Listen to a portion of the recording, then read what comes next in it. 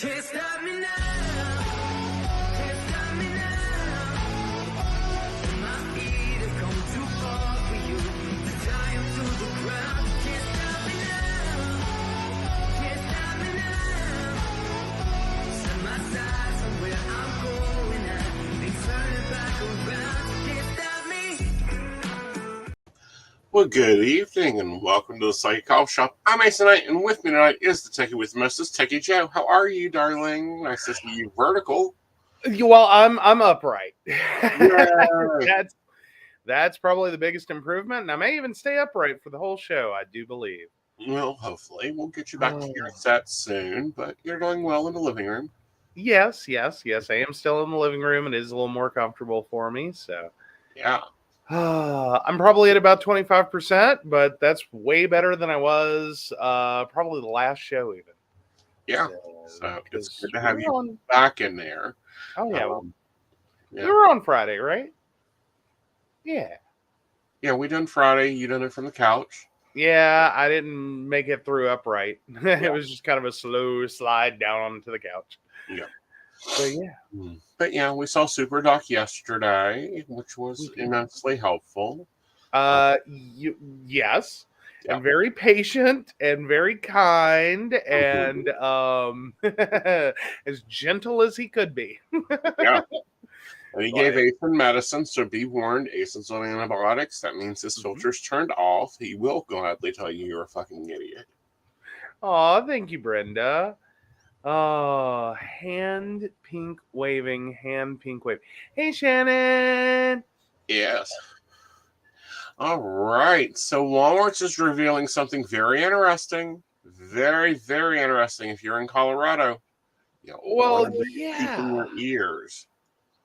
Yeah, this has been a slow changeover that I think actually got delayed a lot by COVID. Mm-hmm. Because we kind of started towards this, and then I think COVID kind of hit right as it should have implemented and gone hardcore. Mm-hmm. Plastic bags will now cost you 10 cents. They are no longer free. Right. So, yeah, single-use bags at Walmart will be, at least for 206 stores across the U.S. under the new changes. So 105 of those are in Colorado, joining Walmart locations in Vermont, Maine, and New Jersey that already enforce the rule. Mm-hmm. So that brings the total to 206 stores. Right. So yeah. Yeah. So if you don't bring your own reusable bags, customers will have to pay 10 cents to buy one at the register. Right. Which we've seen for years, or at least I had in Ohio. Right. Bags have always cost. Well, but then with COVID, we had this concern, and most stores actually prevented you from using your reusable bags because we don't even want to go there with that because, quite frankly, a lot of people don't really clean their reusable bags. They don't. I mean, a lot of them are not made to be easily cleaned. Right. Like, you can wipe them out, but externally speaking, the handles and the exterior of the bag, not really built for easy cleanup, easy, Right. And it is part of the problem. Like, the really nice cloth reusable bags are usually insulated. Mm-hmm. Some of the cloth bags are easily machine washable, but many of the others are like a heavy-duty plastic. Mm-hmm. And those don't really clean well. They also don't hold up well over time either. Yeah. Oh yeah, and if you toss them in the washer and dryer, they're gonna fall apart. Right. Oh yeah. So, this is what we do a lot of times, and I've gotten some looks from around people here. When we're forced to use the self-checkout, paying coins, just for the hell of it.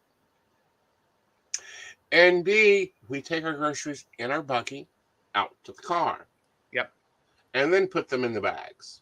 Yeah, routinely we don't bag anything in the store. Like we treat it like old school, like Save a Lot. Yeah. Y'all remember those stores? I think we still have one here don't we? And it's here, but again, we don't shop Yeah. there. We don't shop there. Or Aldi's. Aldi's is very much bring your own bag, or use that nice cart we let you rent for 25 cents. Right, which I think should be standard in this country. It does very good for cart return. I will say that. It's not like they have to go chase them all over the parking lot.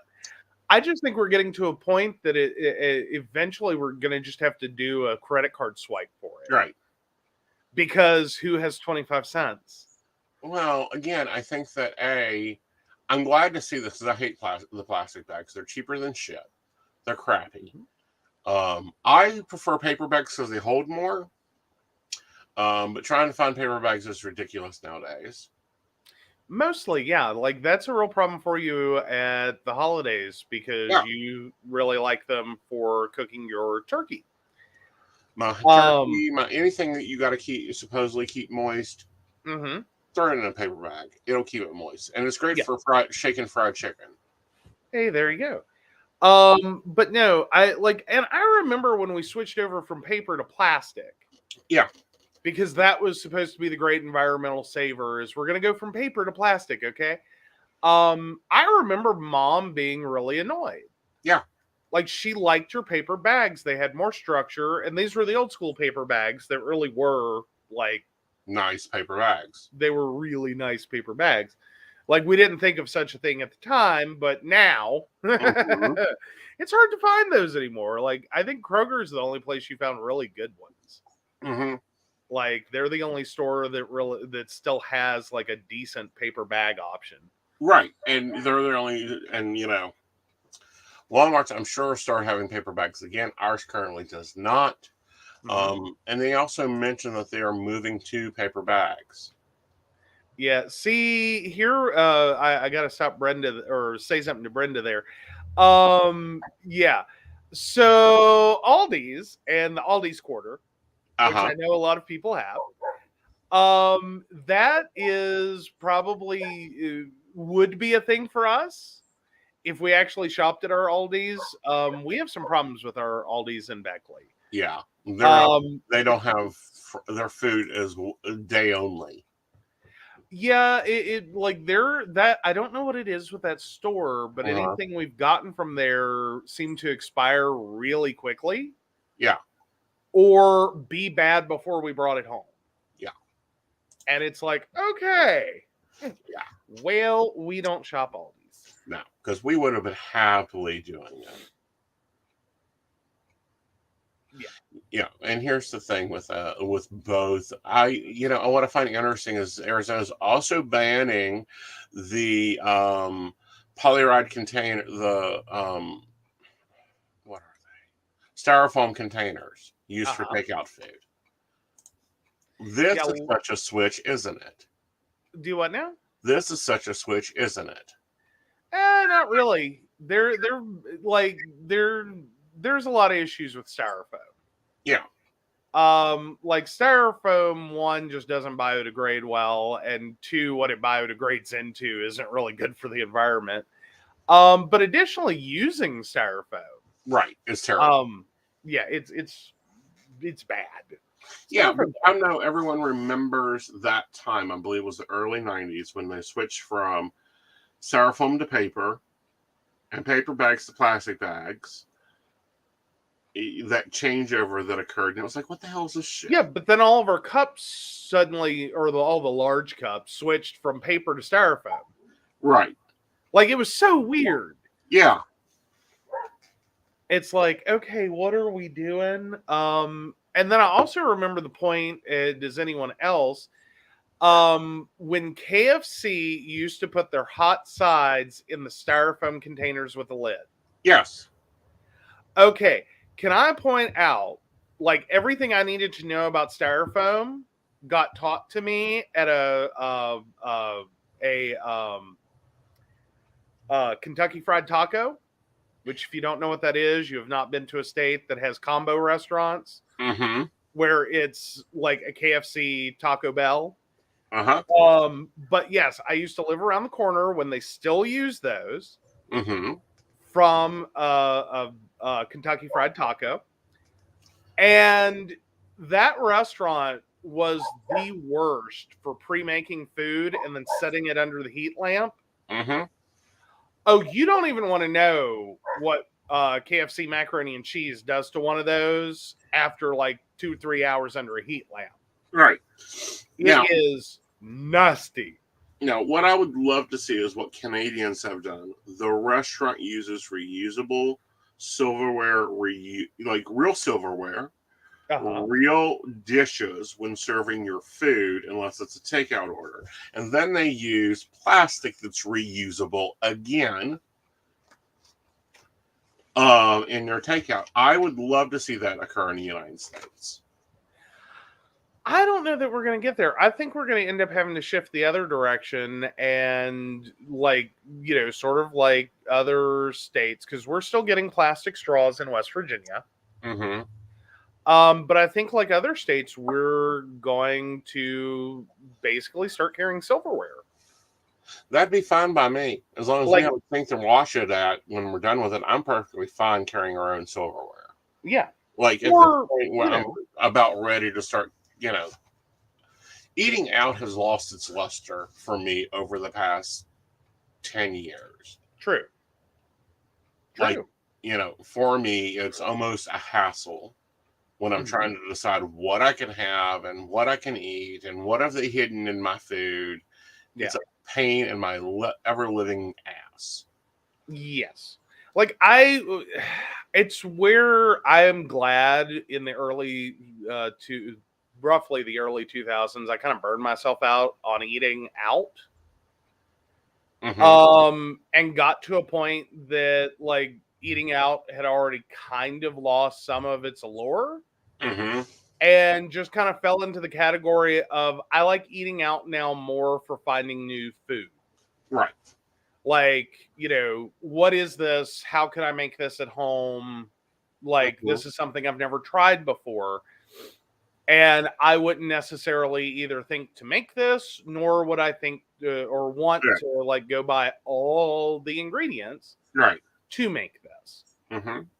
So that's where most of my eating out kind of, like, when I get really excited about eating out, it's somewhere that just, like, I've never had this before. Right. You know, like, or something that's complicated and hard to make. I get that. Yeah. But I'm talking about average going out to eat. Mm-hmm. If we look at our going out to eat habits, and I'm not talking pick up and take home. I'm talking sit down, have an eat out. Mm-hmm. It's a mom and pop restaurant. It's a single laws restaurant. That type of thing. Mm-hmm. Yeah, those are most of the places you like. Right. And I'm okay with those. And usually for me, though, it's more functional. Like, we've got to eat. Mm-hmm. We're on the road. I can't bring a whole kitchen. We got to eat. Right. Now, what really excites me are some of the off the wall, like really, truly off the wall, like places with off the wall dishes. Mm-hmm. Like, you know, that like, we don't have this. I've never had this. This is a very specialized food. Mm-hmm. You know, it's why we now make pad thai. It's why we now make, you know, a few different things. Mm-hmm. Because I've had it in a restaurant and been like, I like that. How hard can it be? Right. You know, I mean, like, seriously, how hard could that be? So yeah. Yeah, and we've done a few things this week that have brought back childhood memories, and it's like, oh yeah, I do actually like Hamburger Helper. Oh yeah, you know, we're having cheesy tuna tonight. You know, and these are the additions you do to it to make it eatable. Or make it better or healthier, or, you know, it's not to make it edible. It's edible on its own. I think Hamburger Helper and Tuna Helper and all that got a really bad rap because I think a lot of moms got really tired back in the 90s. Mm-hmm. And just, like, put the fucking dinner on the fucking table, like 30 minutes or less, low effort. Don't need this bullshit in my life. Like, I'm cooking for children. Right. Like, is it in a box? Can I add water? Yeah. Like, what is the bare minimum I have to do here? And that's, well, that, and, you know, the invisible assistant's learning to cook for the first time. Mm-hmm. So, you know, these are great ways to get him started cooking so that all three of us can take on dinner routine. Mm-hmm. You know, so that, you know, he can cook something. We just have to plan ahead, make sure it's box instructions Mm-hmm. with precise measurements. Like he's the type, he's a British, he'll be great as a British baker because he can lay stuff out. That'll fascinate him. Oh yeah, he would love it. Either that, or we've got to get him a copy of a mannequin and a plan. Yeah. Like, I think he could work with that. That's enough, like, you know, a box meal. Right. It's just an unboxed meal. It has all the thing, like, you buy specific ingredients, and then it just goes together formulaically. Right. And the whole formula's there. And at least he can boil water, unlike one of my nephews. Yes, he can boil water. He's still a little fearful of chopping stuff up, so, you know, everything comes in a bag now anyhow. You know. Yeah. Hey, I'm all about saving time. Like, I have no problem with that. I will buy pre-cut veggies all day long. I'm all about everyone knowing how to do shit. Training, so that we can go, nope. It starts with today starts with a T. It's the Invisible Assistance Day. Mm-hmm. Oh, Shannon wants to know if we want her to bring her kid over to show him a few things. Not until I'm better. Well, not until you're better, definitely. Yeah. And actually, he does really good. Yeah. He does. Yeah. Showing him simple baking. I will give him credit. He does really good with the oven. Mm-hmm. Like, he is our chief, like, you know, go-to for, like, bake the frozen thing. Right. Like, again, it follows that same principle of, is it in a box? Does it have instructions? Yep. And then he's totally comfortable and fine and good to go. Yeah. It isn't like he can't cook. He just doesn't know everything of how to cook it. So that will be interesting. We had an interesting visitor to the state of West Virginia yesterday. Was it yesterday? Oh, we did? Yes, it was yesterday. Bill Gates came to West Virginia, and not for an emergency plane land. I know, right? Apparently Bill Gates is considering West Virginia to expand nuclear energy efforts. Mm-hmm. Glasgow, West Virginia. Mm-hmm. Bill Gates is looking to West Virginia as he plans for the next phase of his efforts to reboot U.S. nuclear energy technology powering the East Coast. Microsoft co-founder Gates, who visited a closed-down coal-fired plant in Glasgow, West Virginia on Monday, said he needs to see how his Natrium nuclear reactor demonstration in Wyoming performs before making any announcements about new sites. The Chemamere, Wyoming sodium-cooled nuclear reactor is taking over the site of a current coal-powered plant and was scheduled to be online by 2028, but is facing delays because its only source of fuel was uranium from Russia, now at war with the Ukraine. However, during the visit, the American Electric Power Plant, which closed in 2015, Gates called the West Virginia legislation's decision last year to repeal the state's ban on nuclear power quite impressive, and said he's looking for sites to expand his efforts on the East Coast. West Virginia new law opens the door for discussions with the American Electric Power during the last 6 months, said Gates, who founded Terra Power, a company behind $4 billion project in Wyoming. Really, I think 6 months ago, we really weren't on the radar at all. Nuclear wasn't, but the legislature did say, okay, well, we open our minds to nuclear. And quite impressive. He said the American Electric Power Plant, known as AEP, the Wyoming coal-fired plant that has been converted to sodium-cooled nuclear reactors, is scheduled in 2025 for closure, when Gates said 200 employees will still be on and transferring the transferred to the Working Nuclear Energy Demonstrating Project in many U.S. states as nuclear emerges as an option to help translate the energy production away from coal and oil and natural gas to reduce greenhouse gases. The Wyoming plant will feature sodium reaction and molten sodium energy storage system that will perform better, more safer, and cost less than traditional nuclear power plant, Gates said. Interesting. Hmm. I want to see what it does to the bills. That will be a good one. Right. I would hope that as we, because nuclear, frankly, becomes a much cheaper source of energy. Mm-hmm.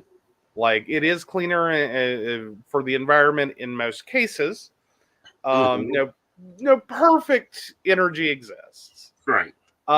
Except for, solar and wind, and those do require some storage, and that storage is generally in batteries, and batteries again, right, not perfect. Right. But as for nuclear, it is about as clean as it can get, barring any disaster. Yep. Like that's generally, what we have had to learn the hard way with nuclear over the past decades. Well, here's the thing. We've got all this nuclear waste. Mm-hmm. That's sitting there. It's just old technology. We can take the nuclear out of it and actually use it to produce power. Why not do that? Well, there is that. It's just transferring the uranium out of the nuclear bombs into the power plant. Mm-hmm. Yep, very likely. Though then again, that assumes it's still stable enough to be used. Like, basically, when you send a bomb up, you don't care, right? As long as it goes boom, right? So whether or not it's stable is kind of normally an unstable reaction. That is your nuclear weapon, right? But whether or not that material would be safely transferable and stable enough. Mm-hmm. Also, whether or not there would be enough of it. True. But I'm quite sure that 8 miles of nuclear waste in a storage facility out in Wyoming that's 8 miles long of old bombs, there should be enough to scrape together to make one small power plant.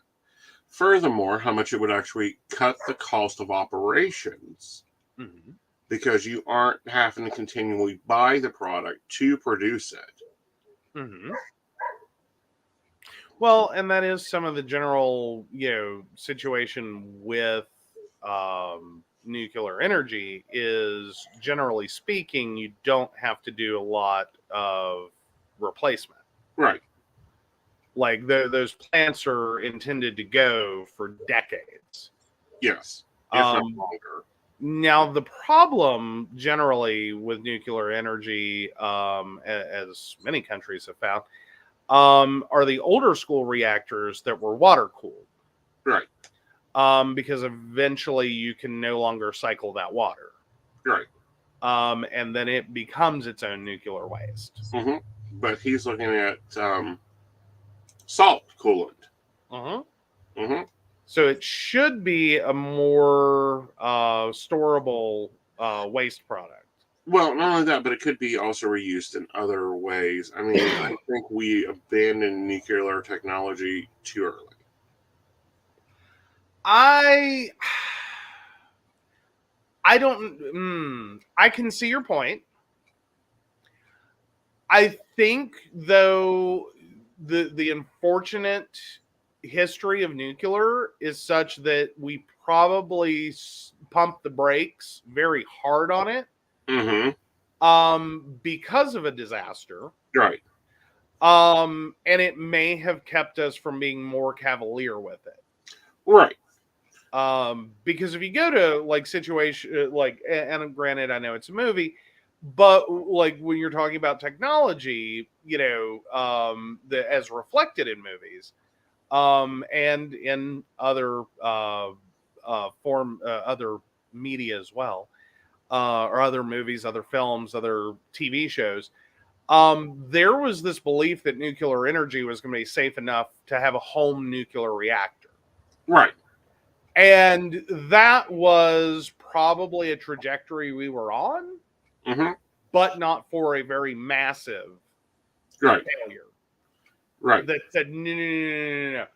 Much like, the debate over ACDC before it, much like the, actual activity of wiring up homes in the beginning, we got a little too cavalier with the technology without understanding its dangers. Yep.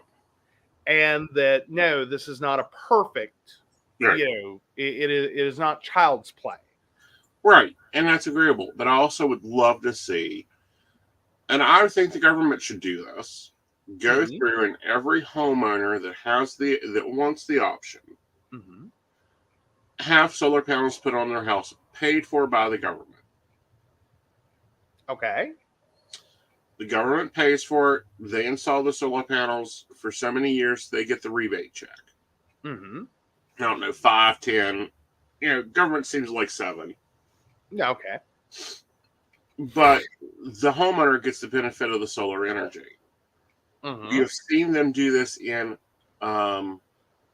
India. And they're having a really good move with that. Yeah. Well, the India in and of itself is a little more of a limited climate range. And probably better suited. I don't know. I think everywhere is fairly well suited for solar energy. Maybe not as the primary, and I think that's what people have to get over. Is that you have one source. Yeah, no, I don't think we solve the energy problem with one source. Right. That we all just agree that it's this one thing and that's all there is. Right. But if you take example of this house, we put solar panels on it. And then we put 2 wind turbines on the top of the roof of the house, like weather vanes. And that is kind of fueling our power with a backup source.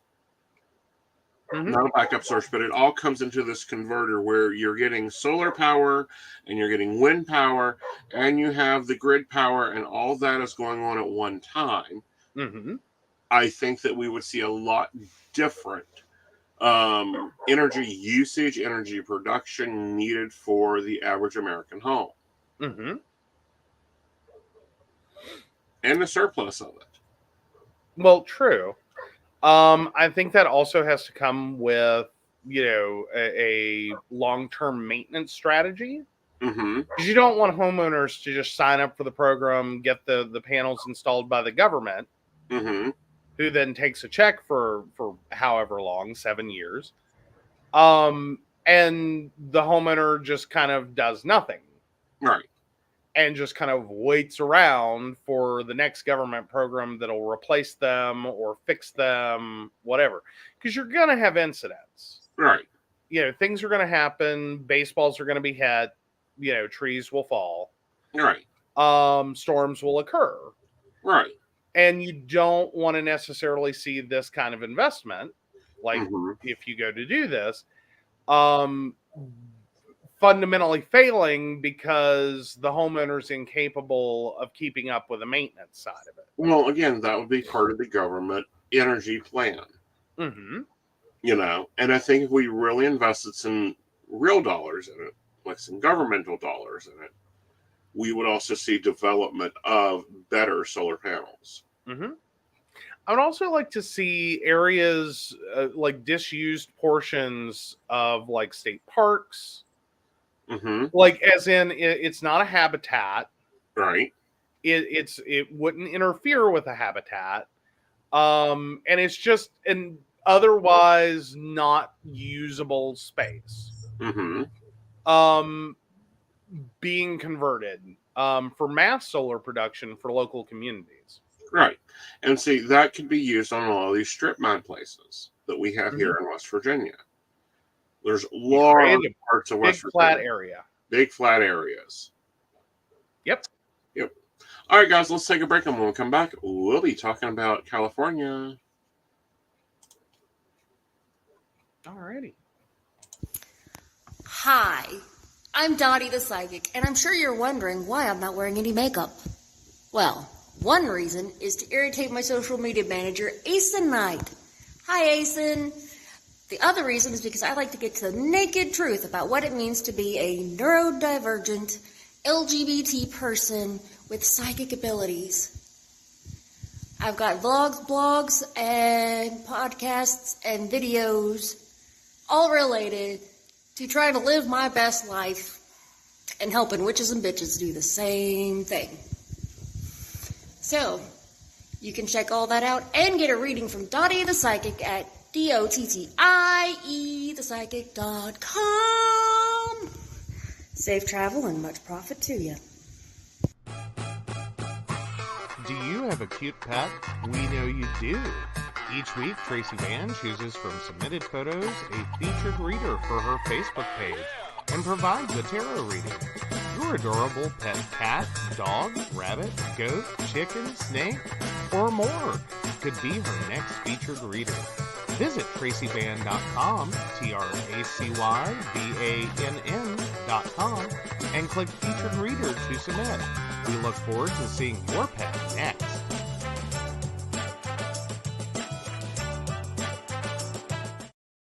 Hey everybody, Lady Gwendolyn here, and I am here to tell you how to get in contact with me and a little bit about what I do. I am the High Priestess that works with shadow work to help you grow and heal. And I work with access bars, Reiki, I do power forms. I'm recently getting into crystal healing, sound therapy as well. So you can go to Lady Gwendolyn Healing, that is LadyGwendolynHealing.com. Book your appointment with me. I do in person, I do over the phone, I do over Zoom. We can do that as well. My main goal is to help you grow and heal, because I've been there, I'm still going through it, and I let my strength help guide you. See you soon. Hey everybody, Natalie here from The Pendulum's Path. If you are in need of guidance, direction, spiritual connection, healing, or more, you have come to the right place. I have worked as a psychic and a medium for over 3 years, connecting people from all over the world with their loved ones, giving them insight and guidance into their current situations, their past healings, their blockages, and what they need to know in order for them to have a better future. It would be my absolute honor if you would come to my website at www.thependulumspath.com. Visit my shop. I have a whole bunch of crystals, oils, balms, mystery boxes, and more. And visit my services. I offer 15-minute, 30-minute, and 60-minute sessions. I also have email readings available if you're not comfortable with the one-on-one session with me, or if you just want to try me out. I encourage you to come visit me at the Pendulum's Path, and let's get you back on the right track today. All right. All right. So as we know, the West has had a drought for a very long time. Yes. They may not get out of drought, but they're getting pounded. Massive evacuations, according to the LS Time, through Montrose storm. These micro-city storms that are pounding LA. They've been pounding on last week, and now they're getting dumped again with 16 inches of rain in some mountainous areas. Yes. And that there this is a unfortunate non-Goldilocks zone. There is such a thing as too much or too little. Yes. So they've gone from the extremity of too little, which of course hardens soil and makes things dusty and arid, to then getting too much, which turns into mudslides and soil erosion and, the whole series of problems that you get from long-term drought, right? When tons of water hits it, right? So yeah, the California is really taking a pounding, both with the struggle to get through a drought, and then to turn around and have more rain than you can handle, Right. Coming down far quicker than anything is built to handle. Right. And, their stuff isn't built for this. No. Meaning they don't have drainages, they don't have things. And what's interesting, and I was watching this earlier, they're having sinkholes form that they didn't know were there because of the flood water. Like it's opening up sinkholes. Right. And it may not even be that the sinkholes were previously there. Right. The fun of sinkholes is water goes where water wants to go. And, it follows a downhill lowest point path of least resistance. What can happen is after long-term drought, after long-term dryness, water that would normally not be a problem, hits very dry spots of dirt and erodes it quickly. Because in addition to, part of the horrors of drought are you lose trees, you lose grass, you lose ground cover, you lose bushes and shrubs and all those wonderful things as well. All of which help to hold soil in place. So then you have that water running through areas that, have not seen water in a very long time. That has also lost its erosion control. Right. Grass, trees, bushes, all that. And in turn, it doesn't have anything holding it together. Right. So what would have been perfectly fine with a nice average occasional rainfall, suddenly wants to run away. Well, not only that, but there's other things that are occurring because, as they've had earthquakes, as they've had these things throughout the century. Right. Because they're showing some pictures of what was that, then an earthquake and basically they just covered it over and started over. Well, now that's being opened back up because the soil they used to cover over the areas and like covered buildings and everything is now filling with water. Right. Right. Yeah, so there wasn't a good irrigation plan or more importantly, a good drainage plan. Right. A good plan for that water to naturally dissipate. Right. And again, you just end up making a soup bowl. Right. Anyone from like McDowell County, West Virginia understands this concept perfectly. How many floods does it take? Right. Before you understand that like poor unfortunate Welch is carved out of a mountain and it has no drain hole. Right. So everything just collects. And it's not a big deal in a normal average rainfall. Right. It's when you get a severe storm that those water levels just keep rising. Right. Because there's nowhere for that water to go other than to naturally absorb or run away. Right. So yeah, it's the same thing there. The sites that they have dumped or left in place damaged buildings. Right. And then took a landfill approach and just covered it over. And went, we'll make a pretty green space out of that poor, unfortunate, demolished building. Well, no, they went ahead and built a town on top of it. Well, true, but it's how it all starts. Right. Make the pretty green space again. Now you can build on top of it again. Unfortunately, that didn't follow the natural plan of the land for water. Yeah. So then you have, it's effectively the same thing as a sinkhole. It just forms a little differently. In addition, if you've dumped dry dirt into a hole that then stayed dry, you're just now finding out how imperfect that was, because what generally happens is dirt settles. And as it, that the rainwater soaks in and floats through, it's going to push dirt into different places and pockets and fill it up. So usually over time, even if you compact it beautifully, when you fill dirt, you expect to have to go back and regrade it. And re-level it, because there's going to be sinkholes that open, and there's going to be, or rivers that reappear. True. That can also be a huge problem when you are in a drought, and you start trying to build in areas that were previously floodplains. Yeah. Like it's built construction and planning has long had a problem with the understanding of the weather always changes. Yeah.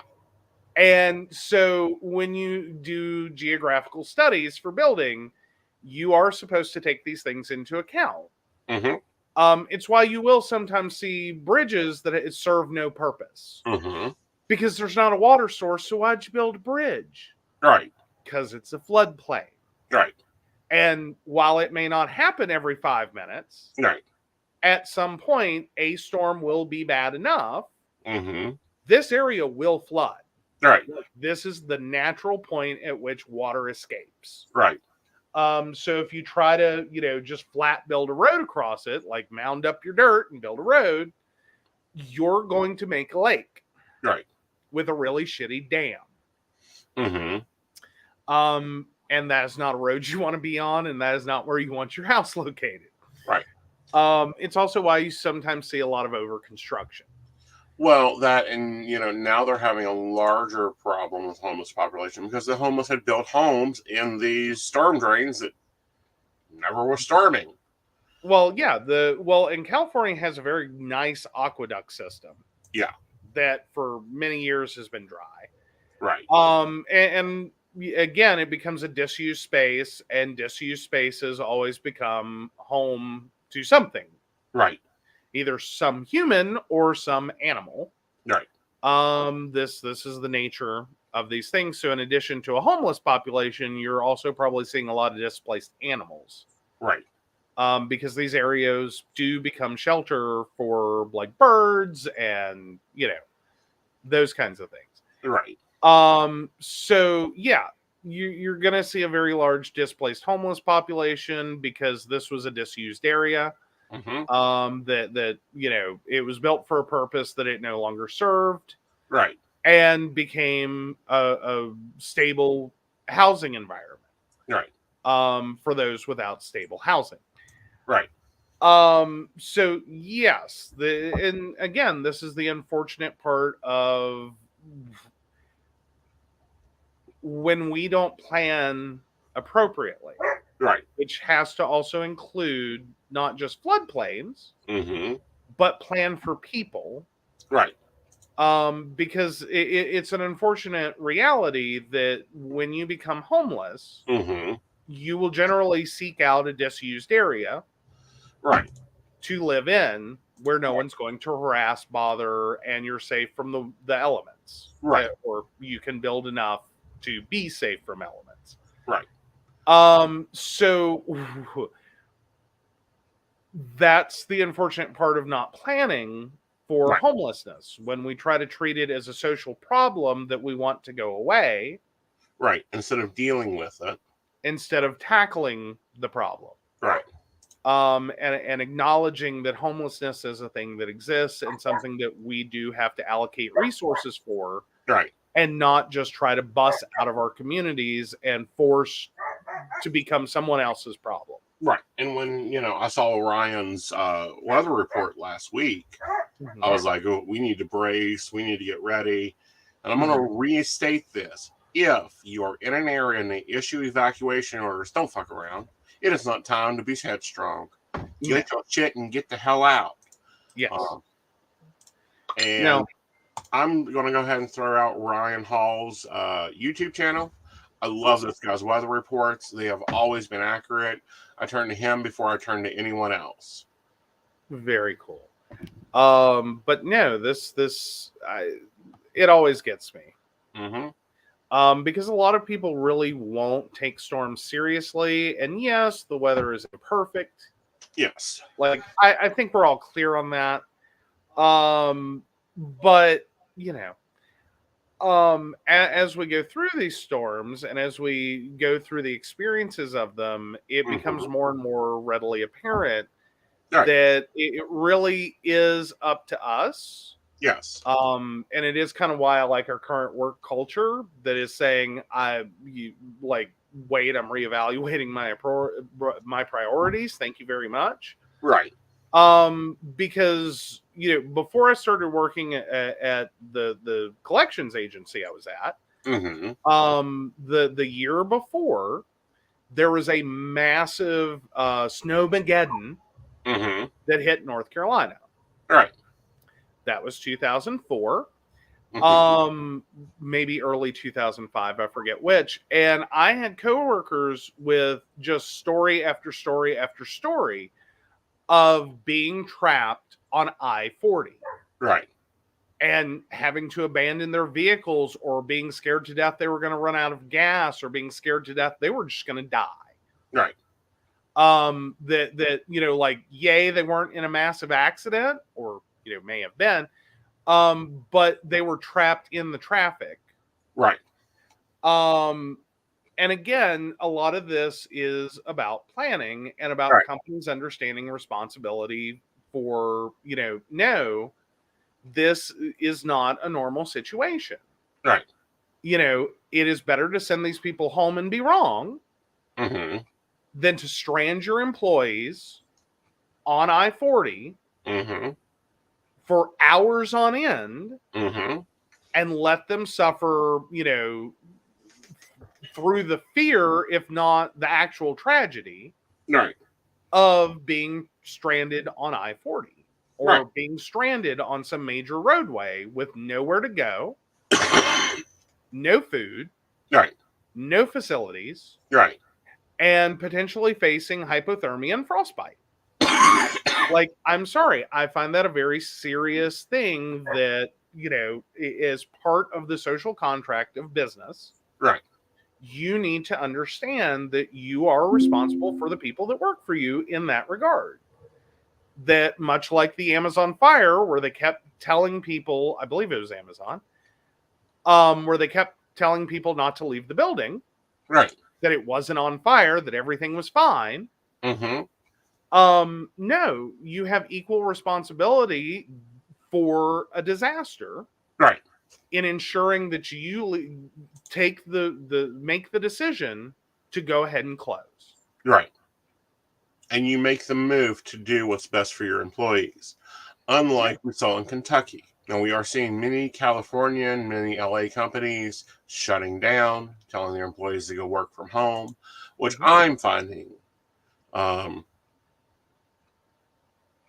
mean, let's all keep in mind that the bellwether of storms severity is also is known as the Waffle House closure report. Right.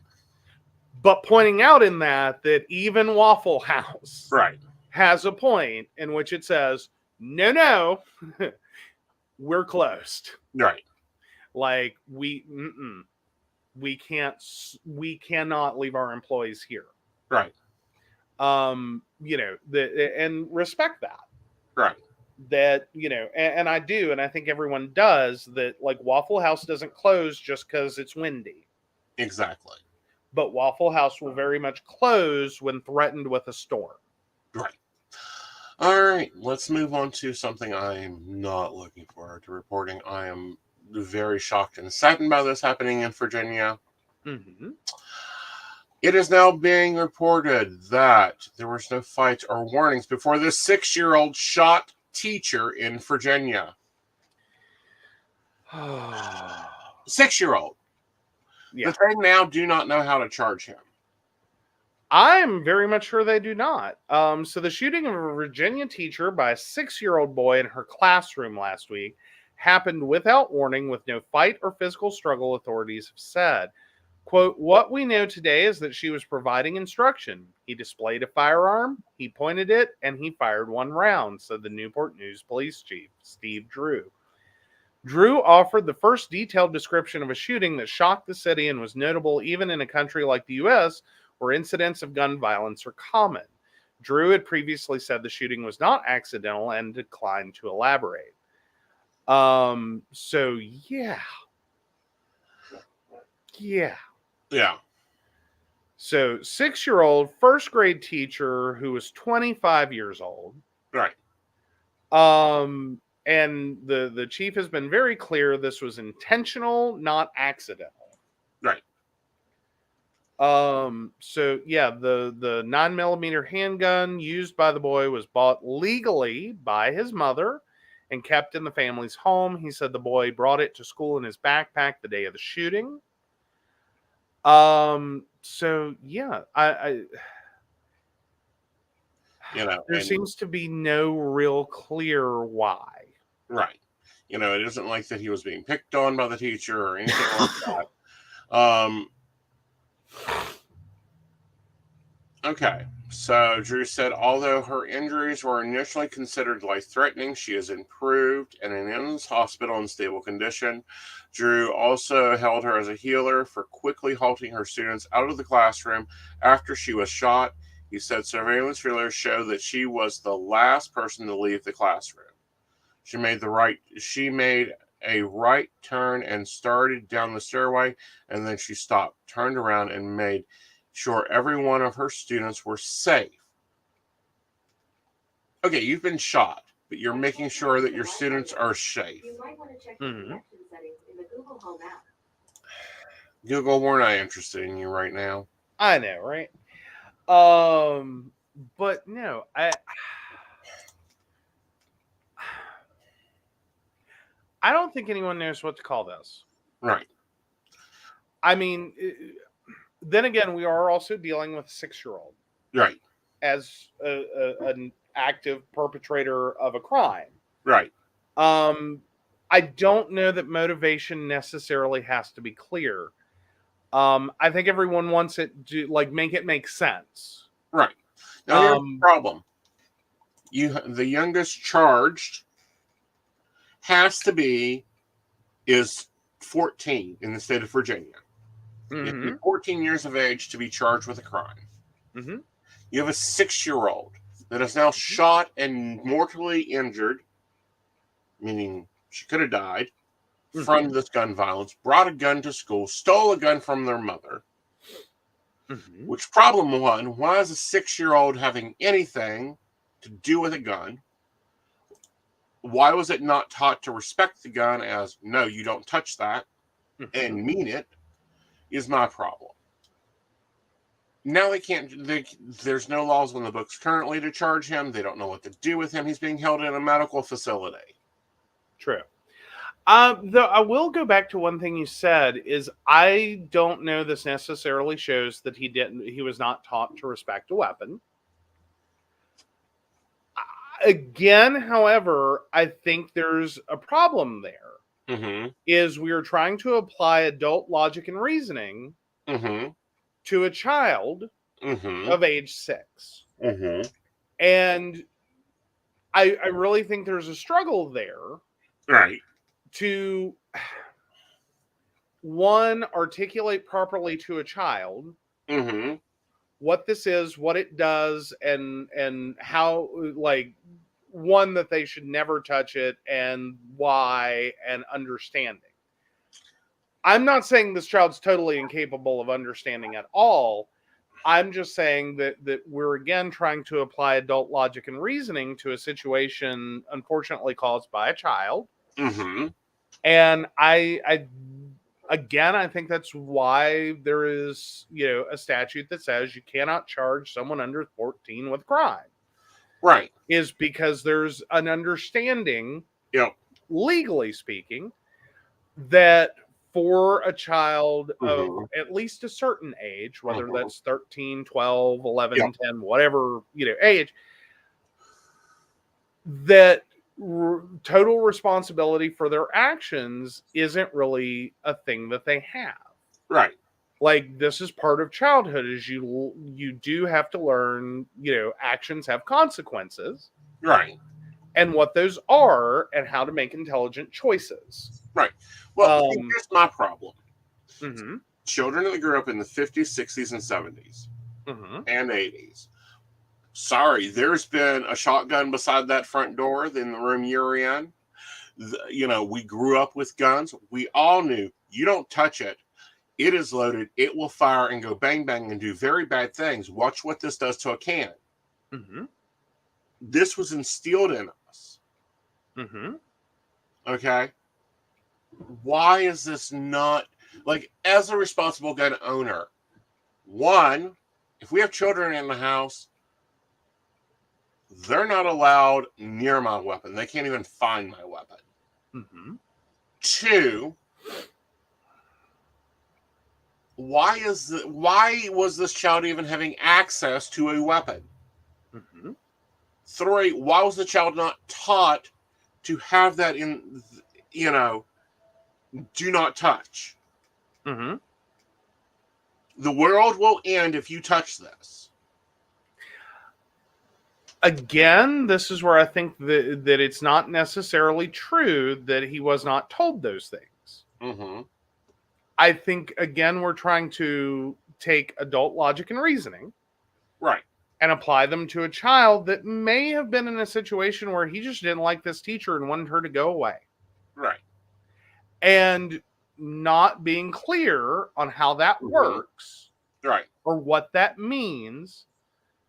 He's applied a gun to a situation that really shouldn't have had a gun. Right.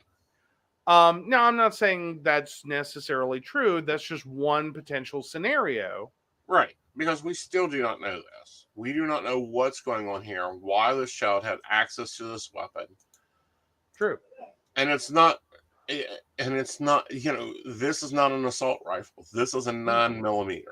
Yeah. The gun, it would have been heavy for him to handle. Should have been heavy for him to handle, unless gun makers have gotten stupid. Why it was not locked up is beyond me. Why it was not put in a place that a 6-year-old cannot get to is beyond me. Well, I also have a general theory of children is, they all follow the logic of build a better mousetrap. You just build a better mouse. Not in today's technology. I'm sorry. Well, there are gun locks that require a thumbprint. There are, and that's for retrofitting guns. They can make guns right now that if your fingerprint does not match the trigger, it does not fire. Why this has not become standard in weaponization is beyond me. You can't open my phone and read my damn text messages unless you're my thumbprint, your phone, your fingerprint, my fingerprints, or know the code. Right. No, and I get that. I also question whether this was a situation that stems out of domestic violence. That's a bigger question here.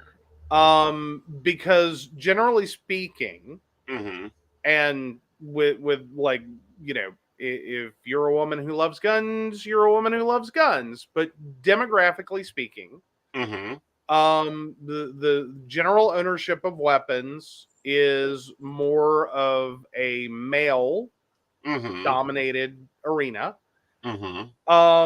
especially within a home with children. Right.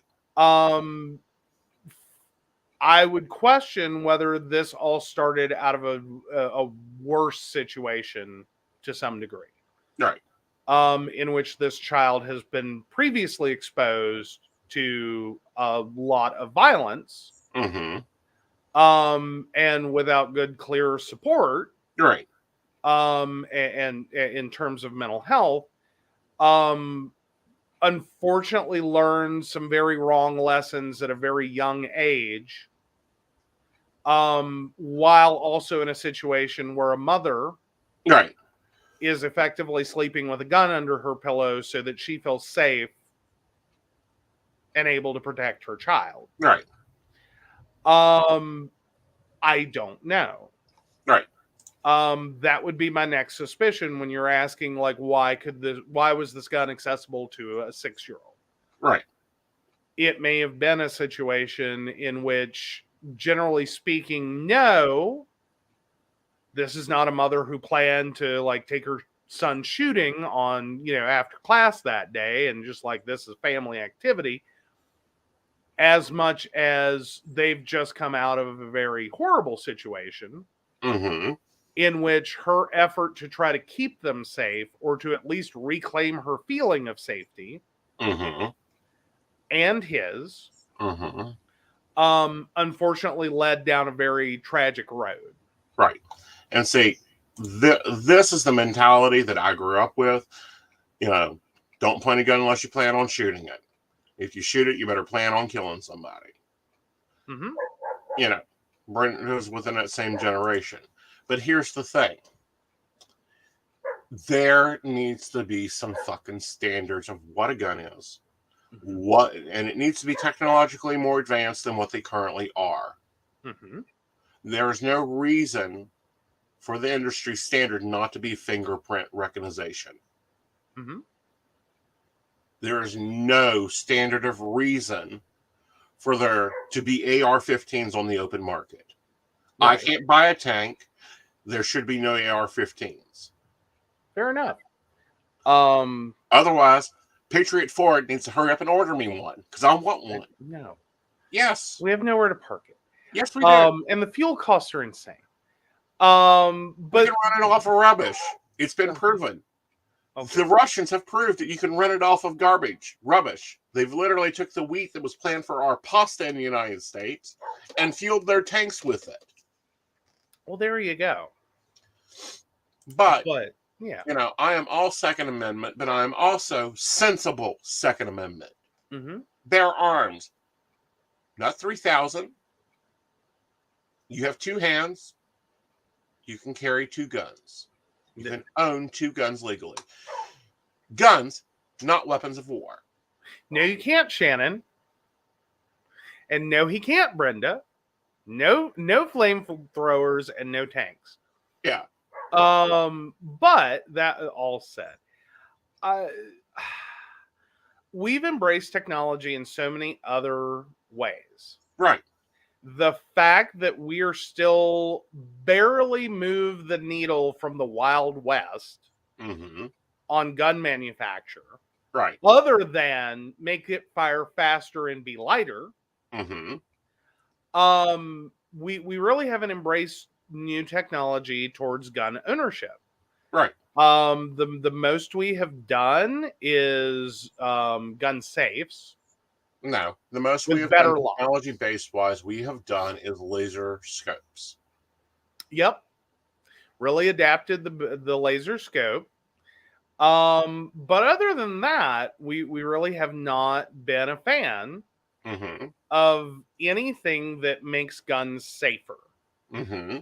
Especially around children, especially around people who should not have access to them, especially around ensuring the safety of the gun owner not being shot and killed with their own weapon. Right. Because, you know, as sad as the situation is with this child taking this gun to school and shooting a teacher, right. That means there was a period where he was alone in that house with his mother. There was a period in which he was leaving that house with his mother. There was a point in which he got to school before he got in her class where his mother was at risk, his neighbors were at risk, other kids were at risk. Because this is a child handling a gun. Anything can go wrong. Right. Well, I wanted to see something because my equate to this is cars. Okay. In my brain, gun responsibility is the same with car responsibility. Okay.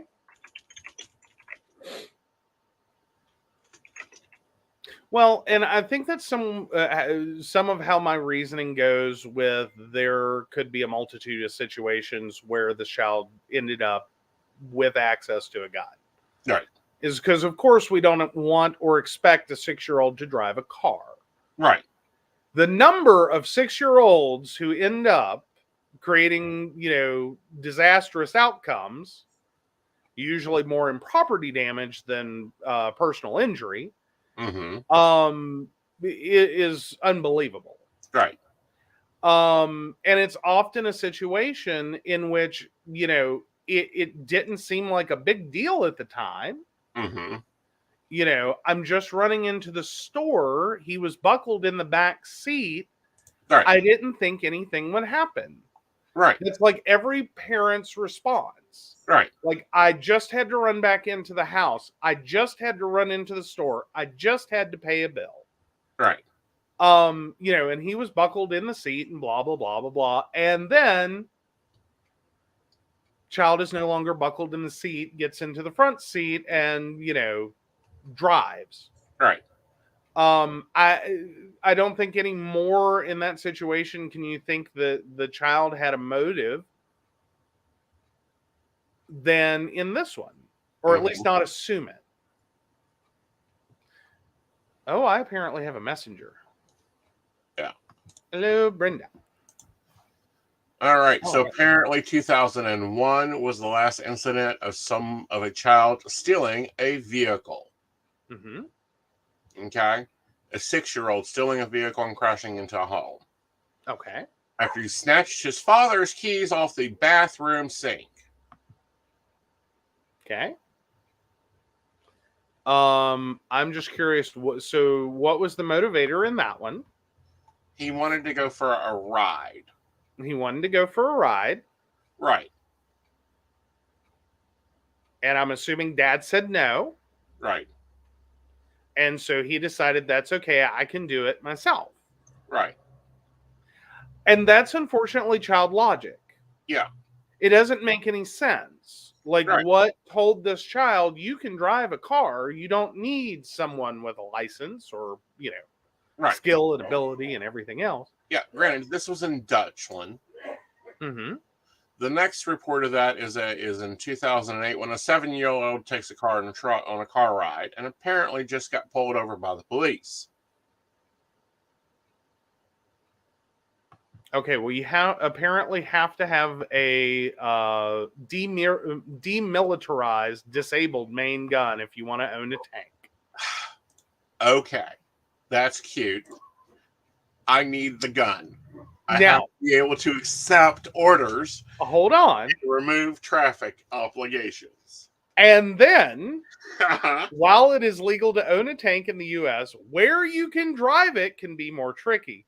Some roads have weight limits posted on the roads, or you may have to check with the state's laws.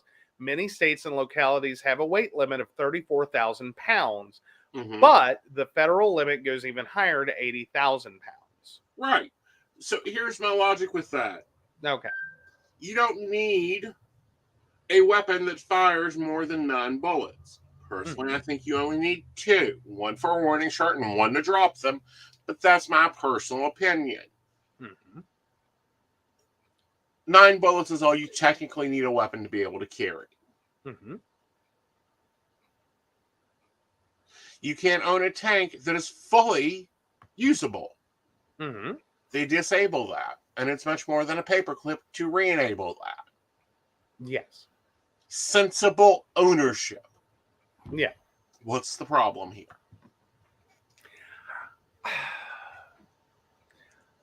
Honestly, I think it is this view that sensible ownership is censored ownership.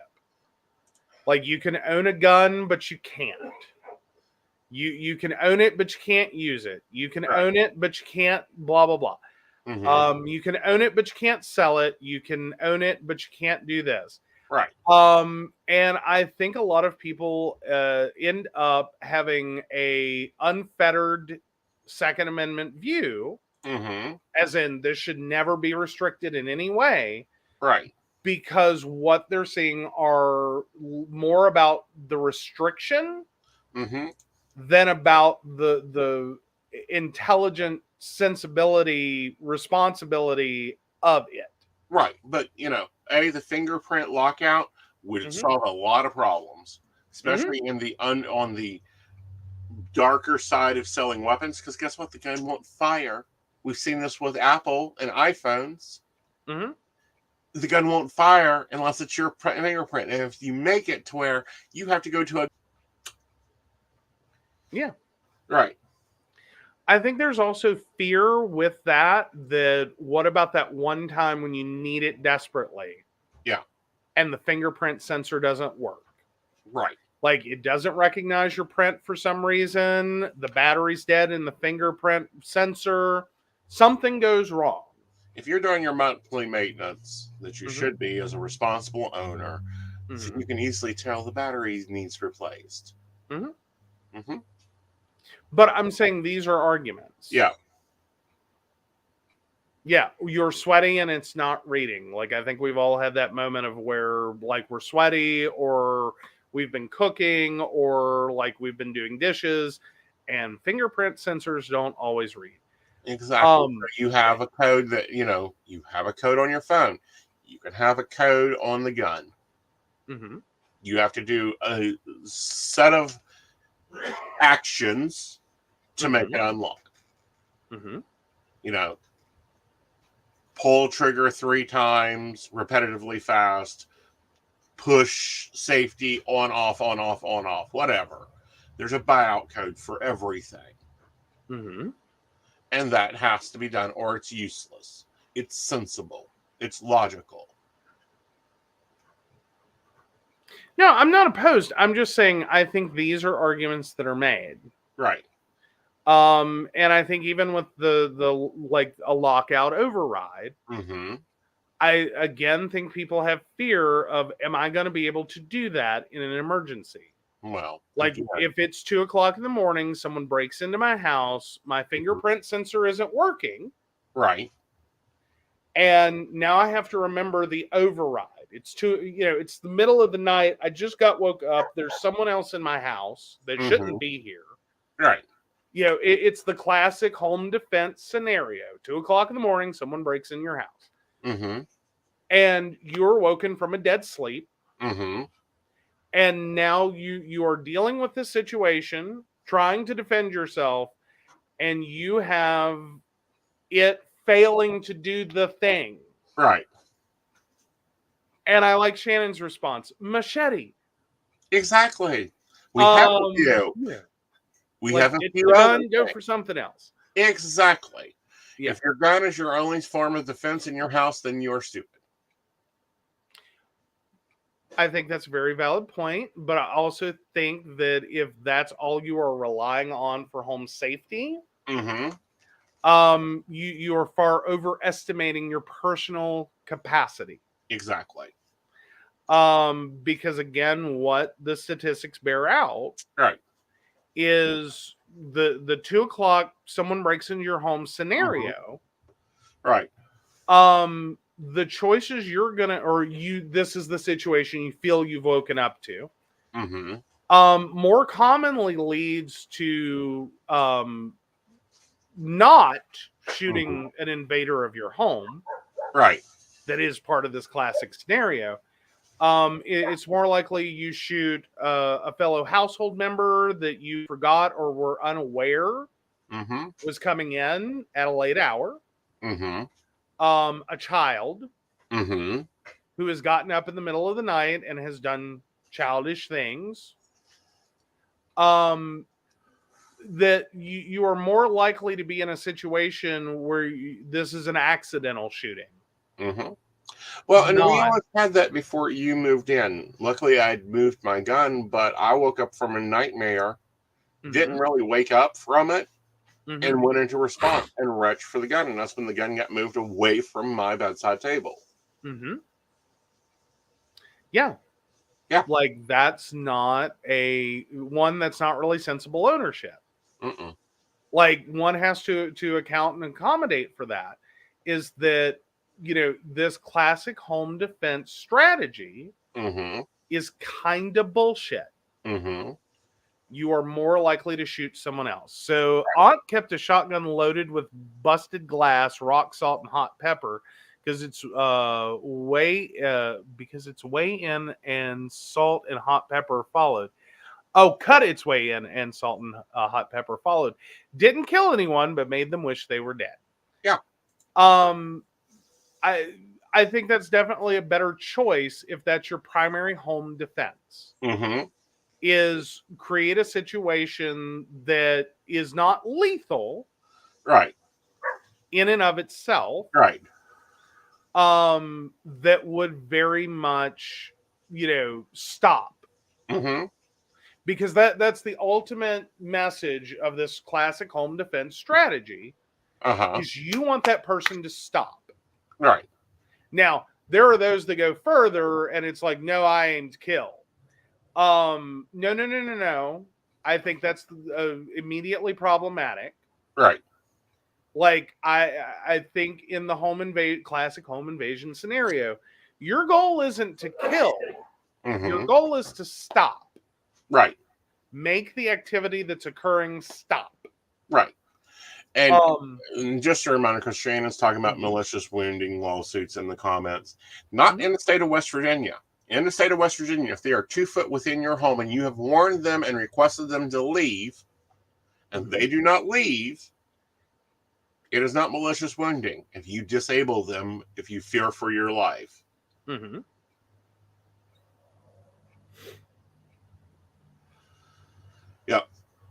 And this has always been my opinion. Never have a plan. Have plans A through F. Yeah. And I, generally speaking, if you want to talk about the statistics, generally your best home defense in that scenario is 911. Looking at current teachings, and of course we both know, because we both took statistics, you can bend statistics to say anything you want them to say.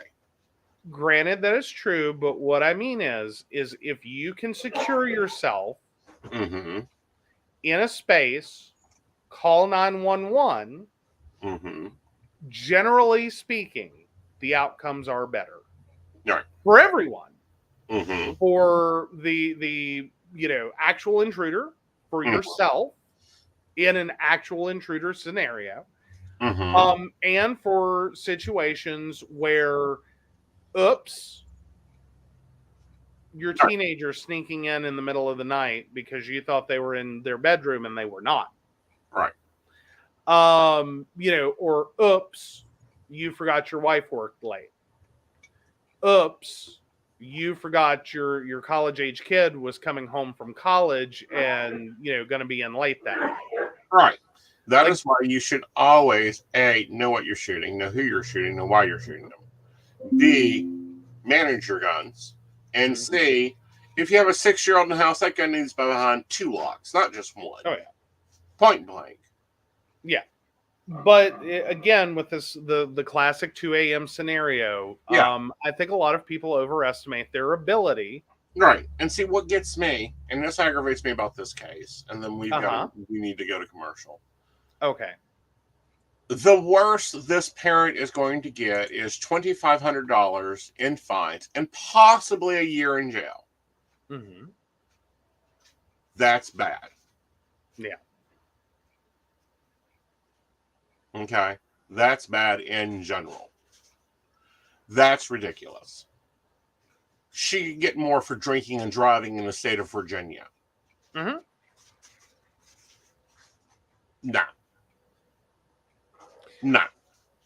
But again, with drinking and driving, what you technically are being charged there is with making the choice, abusing the privilege, and causing and the obvious potential to cause harm. Right. Versus the scenario that this mother finds herself in. Right. I don't think that there's any way to, unless they can specifically prove that she, abused the privilege and knowingly committed an act, and, there was obvious potential. I don't think anyone expects to buy a gun, take it home, and end up on the nightly news because their 6-year-old took the gun to school and shot a teacher. That's not a clear, obvious line. Right. And unless she specifically instructed this child, this is what you go to school and do tomorrow. You see what I'm saying? Sorry. In my opinion, yes. She's at fault. Okay? If you have to keep your dog on a leash because it might bite somebody, you should have to keep your gun put up. Or we could just put children on leashes. It would all be easier. That's it. Sorry, that was my father's theory, but I think a responsible parent has their child on a leash when they are in Walmarts. They should not be, but that gets me onto a tangent. All right, guys, let's take a commercial break and we'll be back. All right.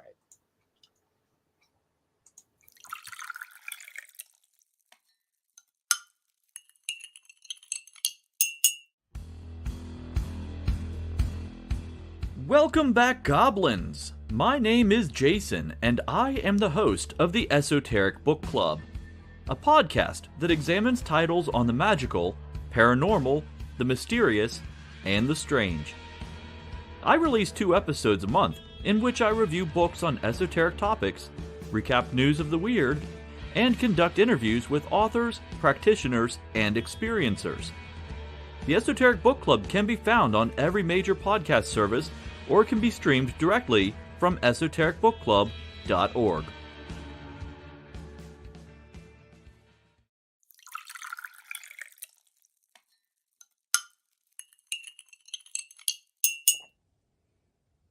Hi, I'm Tracy Van.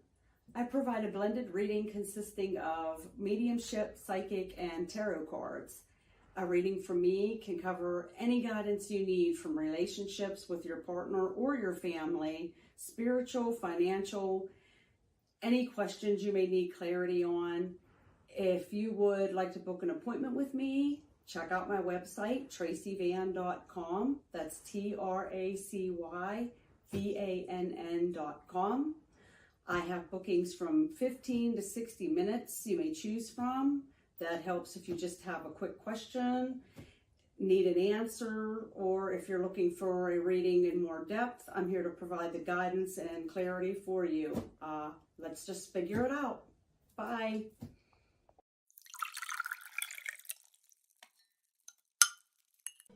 Hi, Techie Joe here. I work with Aeson Knight, some of the best psychics in West Virginia, to create amazing live streams and podcasts for the Psychic Coffee Shop Network. Together, we brew up great content discussing news, events, hot topics, and more, all from a psychic perspective. On the Psychic Coffee Shop, we interview amazing authors in the metaphysical realm. Coffee and Tea combines Aeson with Tracy, Dottie, Natalie, or Lady Gwendolyn for the good and the bad of being a psychic.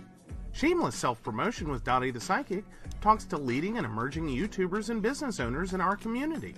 Mountain Bears brings you the latest in LGBT news and politics. The Psychic That Plans answers the question of, well, how a psychic plans. Plus, we're live on air.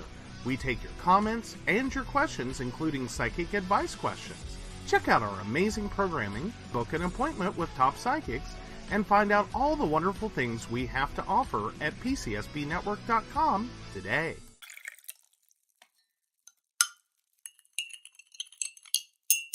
Hi, I'm Aeson Knight. I provide tarot readings covering everything from love and relationships to your life questions and your most spiritual answers. And also, I provide a lot of guidance in finances and divorces and all those relationship problems. So, if you'd like to get a reading from me privately, not on air, you can feel free to do so by visiting aesonknight.com and booking your appointment. I also provide on-demand services, so if your life is a little chaotic, you can go ahead and click that call now button there on my site. Great for a quick answer question. All right, guys, back to the show. Enjoy.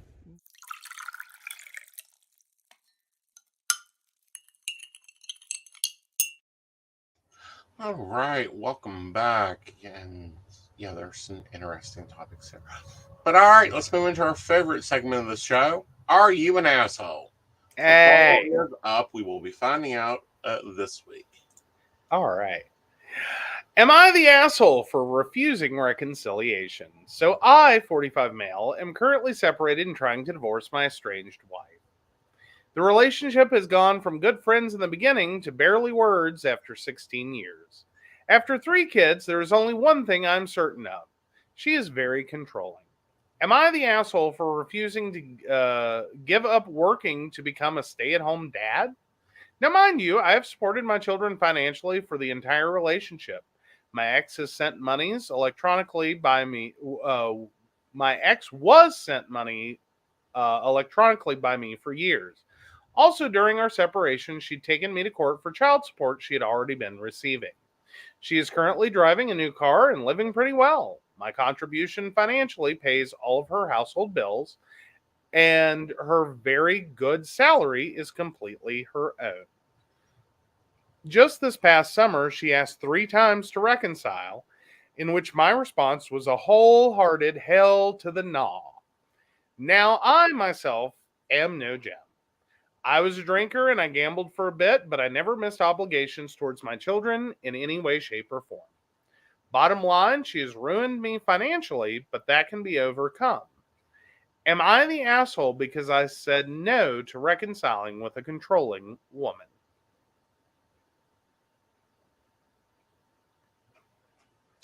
I don't think so.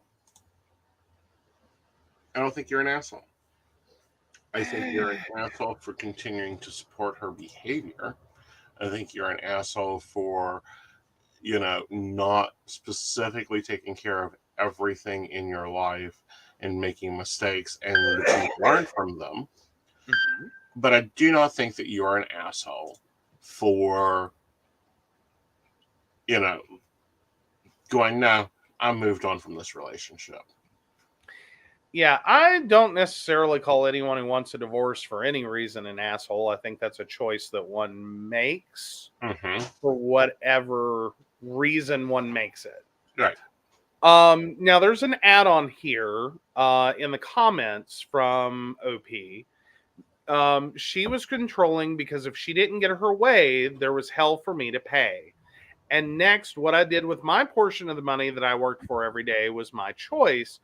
Ruining me financially refers to a new car that I paid for while I don't have one of my own. Ruining me financially means a court deciding wrongfully against me. I didn't gamble myself into the poorhouse. I lost what I could afford to lose. That may be different things to different people. Right. Also, it's another comment was it's not all why I called her controlling. My money isn't gone, and I'm gainfully employed with a decent salary. I call her controlling because our relationship only works when I come to her demands, and she was not a supportive mate. Mm-hmm. When I made the decision to further my education, she said I was wasting my time. I made several failed attempts. I didn't graduate until we separated. Everything I ever said or did was ridiculous and challenged by her. Those are the same things I've done and said were valid and praised when said by others. When she graduated, she promptly displayed her degree. Mine was unimportant. When you see, in no way do I make myself out to be perfect. I was, however, a very dedicated and supportive husband. Okay. Yeah. Yeah. Again, I think he's wanting vindication. Right. That I've made the right decision. She's a horrible person. Right. I don't think that should ever be part of divorce. Mm-hmm. I'm not saying that's not the reason a lot of people get divorced. I think what he's looking for here is something really weird, and it's called permission. Okay. I think he's looking for permission to divorce her. Okay. Which is hard, which is almost... It's weird that people look for permission from strangers. No, actually it isn't when you think about it, because a lot of people do that. Like we are grown up and socialized to look for use permission to do things. Right. Like, it's why we were, follow ridiculous signs. Right. Even if we know, like, that's not what the thing is. Right. Like, we observe certain social rules despite the fact there's mitigating circumstances. Right. So no, I don't think it's weird to look for other people's permission. Well, again, I think it's human behavior. I also think that, the other part of why would she want to reconcile after 16 years of being separated? It's real simple. I'll guarantee you one of those children is getting ready to graduate. Yeah, I'm figuring it's probably a situation in which she's reevaluating her decision. And her finances. And realizing that what's probably about to happen is about what you're saying, that 16 years, one of those kids is getting ready to go to school. Right. And financially, Right. She's the breadwinner. Right. So at this point, she's, probably earning at least enough that this child's not going to qualify for much, if anything. Right. And she's recognizing her own financial liability. Right. In the situation that her ex cannot be ordered to pay any more than he's already being ordered to pay. Right. Or even if he can, it's going to be minimal in comparison. Well, and that's my thing, is I really believe that, and this happens a lot.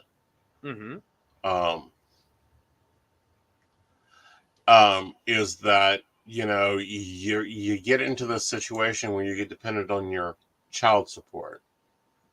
And then the child graduates and you got a car payment and a house payment that was not based on your child support. The child support paid the other bills. Now you're financially over your head. Right. Because I child think that does support wasn't going for what it was, which is for the child. Well, but in other circumstances, I feel that if you're paying household bills, that is in general for the child. Got to provide a roof over their head, got to put food in the fridge, got to have the electricity on, got to do these things. Right. Generally, while child support exists. But it's also a situation, I think this may be if this ex is not necessarily the worst human ever, but is at least more pragmatic, despite their own problems. They're having the dawning realization is divorce is the worst situation to be in. Right. Especially if it is true, at least to a degree, that they are controlling. Right. Because right now, what you have, or what OP's ex has, is a spouse that they can't do anything else to. Right. That any potential that they would have had to fully spend the entirety of their paycheck is gone. Yeah. Any ability that they had to be like, look, you need to pay for this and pay for that and do this other thing, and your needs don't come first. I let you sleep in a bed and I feed you every once in a while. It's your duty. Right. So yeah, I think there are a fair number of pragmatic exes and soon to be exes that realize that the great big giant divorce is not a windfall. Right. So, my opinion, OP, file for divorce tomorrow. I know it's going to be a long process. It'll be drawn out. It always is. It'll be worth it in the end. Yeah. I think regardless, you've already established this relationship's over and ought to be. Right. And now any attempt at reconciliation is just going to end up being financial in benefit. Right. And, the poll is up. Let's have the listeners make sure they vote. We will release the results when we are done with relationship advice. And this one's a little interesting. Go for it. All right. So my 32 female boss, 65 female, isn't happy for me. I, 32 female, am in my final year of law school, and for the past 8 months, I've been working as a law clerk for a local counsel practice associated with a Fortune 100 insurance company. Unfortunately, the company is in a cost-cutting mode because they are anticipating a recession. So there is not a position available for me after graduation. Regardless, it has been a good job for a law student, flexible and practical work that has prepared me well for my first post-grad job. The office is owned and run by a female attorney, 65 female, along with another partner and 4 other attorneys. She is my parents' age, and as far as I know, we get along well enough. She was supportive when I had to take some time off for medical treatment this fall, allowing me to work weekends and remotely as needed. I have told her more than once that I'd be happy to join the office as a staff attorney if a position comes up. Since no such position has appeared, I obviously have been sending out dozens of applications and hoping I have a job nailed down before graduation. We had discussed while I was writing applications, and I told her I was requesting $90,000 a year as a starting salary. She laughed at me and said if anyone hires me for $90,000, everyone in the office would quit and take the same jobs. The joke is on her. I was offered a position with a direct competitor for $98,000. Side note, a competing company but in a neighboring state and also on the defense side, so we are never going to cross paths in court. It's the exact same job that she would be training me for if she had an attorney position available. Here's where things get weird. When I told her I was obviously flattered, relieved, and extremely happy, her reaction was disappointing to say the least.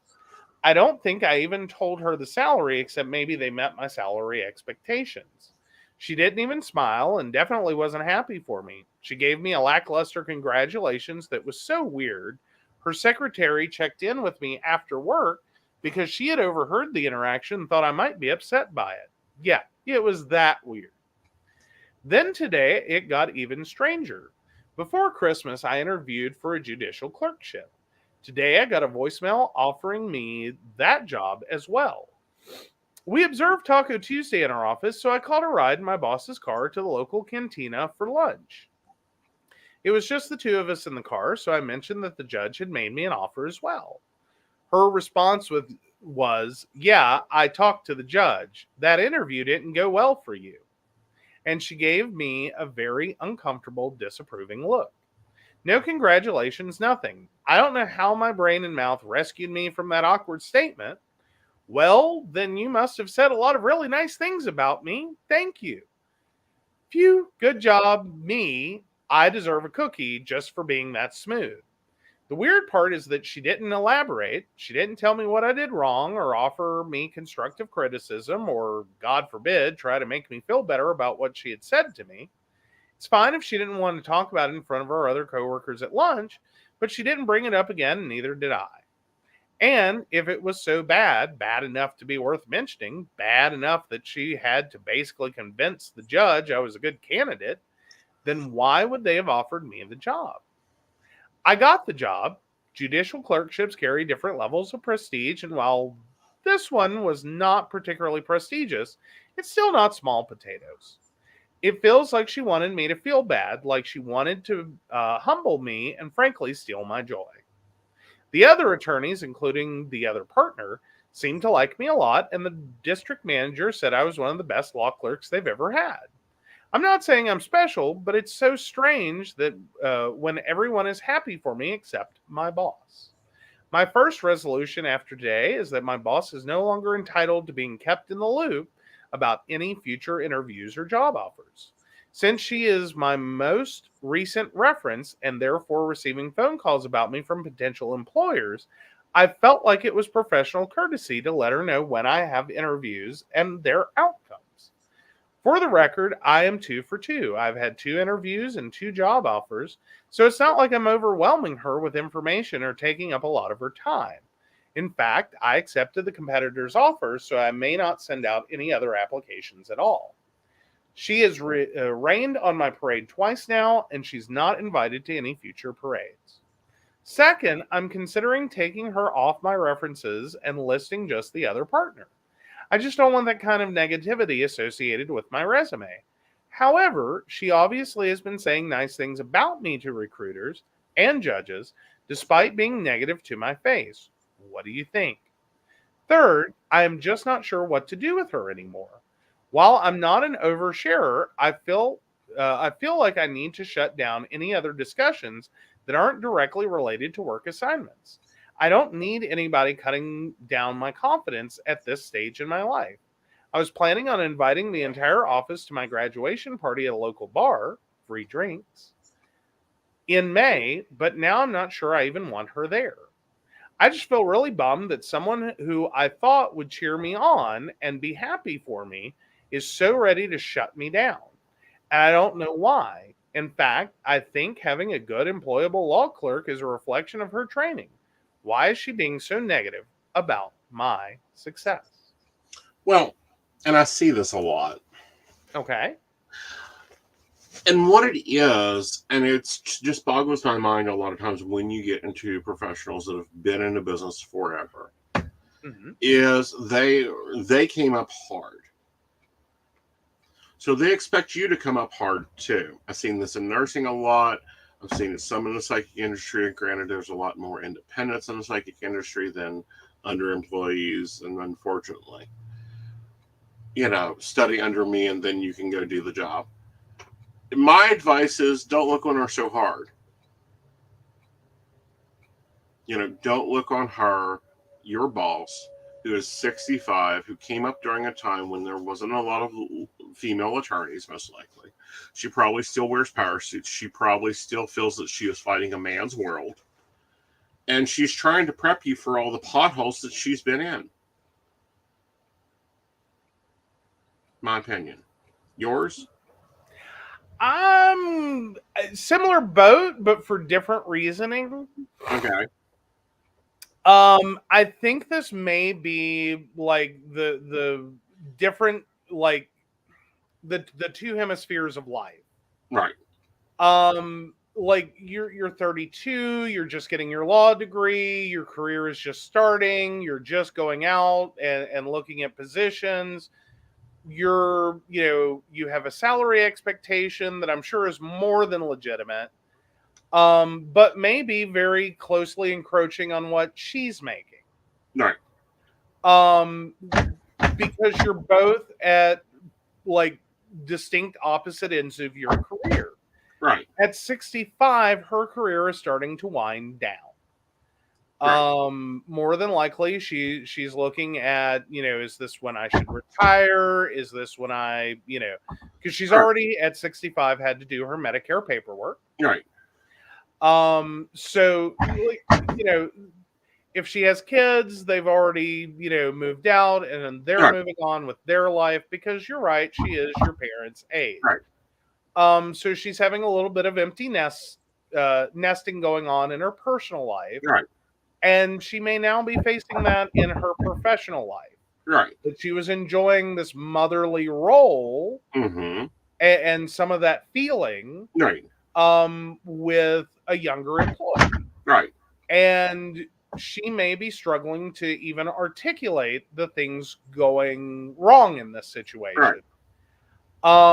And is not just negative towards you and your career, and not even exactly negative towards you and your career, right, as much as she's facing her own problems, right, indirectly. Right.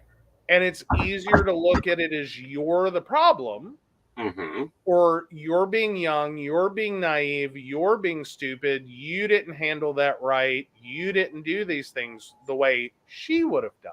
Right. As kind of a depression on top of like a very toxic situation. Right. And I mean that in like, it's more of a toxic stew. Like she's allowed like this mothering thing to come into the workplace, where she's supplementing like feelings that she's had, you know what I mean? And now it's all unraveling. Right. And so it's kind of a dumpster fire emotionally for her. Right. I think that may be more where the malfunction starts. Right. I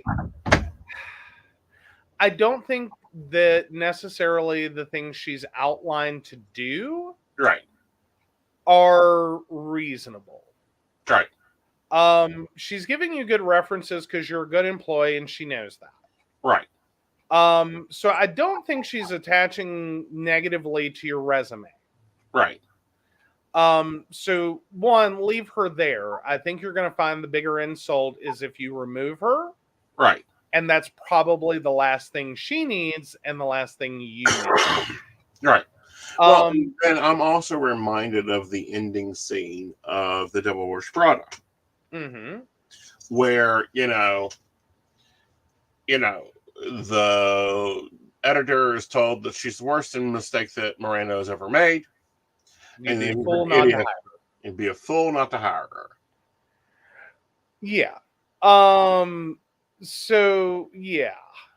I think that's kind of where this is at. And I think The Devil Wears Prada has a lot of that same kind of misplaced... work absorbed your life, and then your life starts to be about the people you work with, and then the relationships get weird. So I think you're definitely right. The situation's gone weird. Right. And I think that the boss would probably want you to stay on, even though she supposedly doesn't have a position for you. Basically. Yeah. I think I would also look at maybe trying to do more with her. Right. Like to help one ease over this awkwardness, and to keep this as a professional contact that you have. Right. And on good footing. Right. So I think I would definitely keep your graduation party plan. Yep. Make sure she's invited. Yes. I'd pay her a lot of extra special attention. So that she does understand that she was very important. Right. Because you've said as much. Right. That you're being offered these offers are a beautiful reflection on her. So that she can kind of have the opportunity at least. Right. To start to make sense of the fact that like I'm putting an employee in a child position, and then I'm taking out my feelings of hurt and frustration on them. Right. Because I think that's going to be a dawning realization later. I think honestly, if that secretary is worth her weight in paper clips, right, she's probably going to pull her to the side and say something like, I don't know what's going on with you. Yes. But do you want to think a little on that conversation you had with her? Exactly.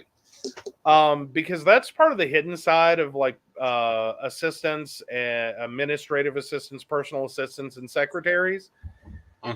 That's one of those hidden conversations that sometimes occurs is we will go to that person and go, what the hell was that? And I've had those moments. Right. Where I've looked at someone who technically is a superior and been like, I don't know what's going on with you personally, but I don't know what that was because that makes no sense. Right.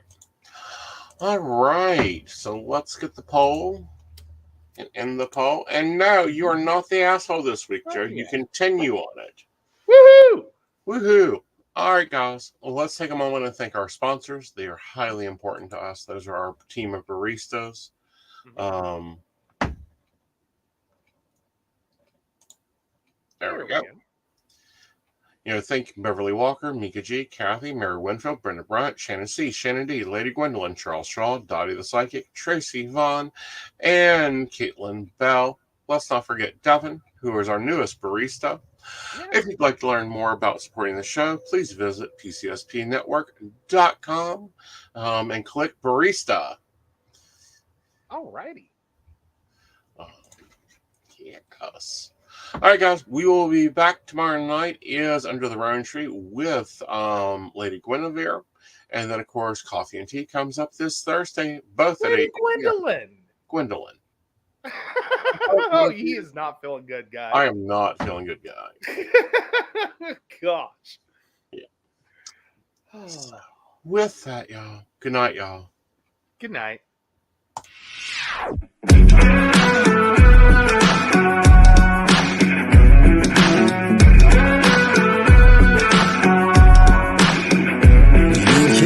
Tell me the deck is stacked. You can whisper behind my back. You can show me how the odds are up against beats me all day long. But I've been through the fire and come out alive, and there's no more fear in my eyes. Oh, now I'm rising, and you can't bring me down. You can't stop me now.